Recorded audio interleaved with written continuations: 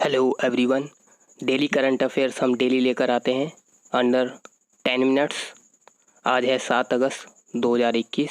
शुरू करते हैं। Thailand bans coral damaging sunscreen. तो थाईलैंड ने बैन कर दिया है कोरल डैमेजिंग सनस्क्रीन्स को।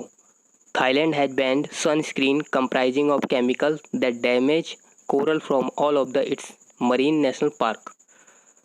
सन protection use by tourist are harming slow growing corals in the island nation. तो ये इस तरह के सन प्रोटेक्शन जो यूज करते हैं टूरिस्ट, वो कोरल्स को बर्बाद कर रहे हैं। और इन्होंने फाइन रखा हुआ है कितने का? 1,62,000 का। ठीक है, इस रूल को अगर कोई तोड़ता है तो इन्होंने बैन कर दिया है कोरल डैमेजिंग सनस्क्रीन को। धृति बनर्जी फर्स्ट वुमेन डायरेक्टर बन गई हैं जूलॉजिकल सर्वे ऑफ इंडिया की। ठीक है, Dhriti Banerjee.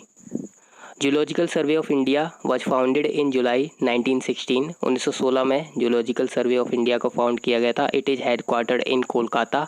It comprises of 16 regional centre and work under the ministry of environment. It was set up as a premier Indian organization is in zoological research. तो zoological research के लिए काम करती है। Headquarter इसका कोलकाता में है। 1916 में फाउंड की गई थी। अभी धृति बनर्जी इसकी फर्स्ट वुमेन डायरेक्टर बन गई हैं। State of food insecurity. तो latest edition of state of food security and nutrition in the world SOFI report release jointly by 5 UN organisation in July. और ये रिवील करती है the pandemic and failure on the part of state to combat its effect had led to the significant increase in the prevalence of hunger and food insecurity in the country। तो किस तरह से pandemic ने और इसको सही से नहीं डील कर पाने की वजह से सिग्निफिकेंट हंगर बढ़ा है और फूड इनसिक्योरिटी बढ़ी है। According to data presented in the report, the prevalence of moderate to severe food insecurity in India rose by about 6.8% point in 2018-20। तो moderate to severe food insecurity बढ़ी है 6.8% से।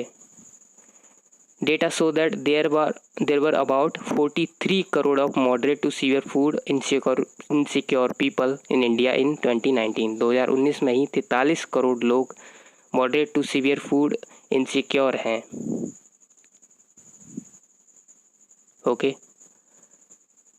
Government buries retrospective tax. तो retrospective tax को ख़त्म करने की बात हो रही है। फाइनेंस मिनिस्टर निर्मला सीतारमन ने इंट्रोड्यूस किया है एक बिल पार्लियामेंट में to nullify the provision of income tax act. तो ये रेट्रोस्पेक्टिव टैक्स जो लगाया जाता था, इसकी वजह से कई सारी कंपनियां इंडिया में आने से डरती हैं। ठीक है, वोडाफोन का केस बहुत पहले से चल रहा है। इन पे रेट्रोस्पेक्टिव टैक्स लगाया था और एक कंपनी है CAIRN केर्न, इन पे भी डिस्प्यूट चल रहा है। तो रेट्रोस्पेक्टिव टैक्स को ख़त्म करने की ज़रूरत वैसे है, क्योंकि फॉरेन इन्वेस्टर इससे परेशान होते हैं और वो इन्वेस्ट नहीं करते हैं। The Rajya Sabha has pass the constitution schedule tribe order amendment bill 2021। तो राज्यसभा ने पास कर दिया है ये constitution schedule tribe order amendment bill 2021। इसमें ये बिल अमेंड करता है constitution scheduled tribe order 1950।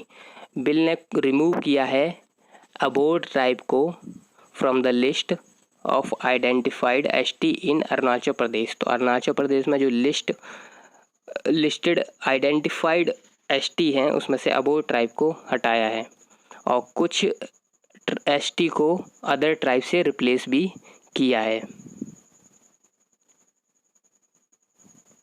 Mekedatu project in news. Mekedatu project news में था। तो Mekedatu multipurpose drinking power project कहाँ पर है? ये है कर्नाटका का। इतना हम ध्यान रखेंगे। वन लाइनर्स भी देखते हैं। ISRO is all set to launch an earth observation satellite on August 12। तो अगस्त 12 को इसरो एक अर्थ ऑब्जर्वेशन सैटेलाइट लॉन्च करेगा। तो अगस्त 12 को जब ये लॉन्च करेगा तब भी हम देख लेंगे। The centre has approved the continuation of समग्र शिक्षा scheme for school education for the next 5 year till March 31, 2026। तो हमने ये पहले भी कवर किया है। अगले 5 साल के लिए समग्र शिक्षा स्कीम 2.0 चला दी गई है।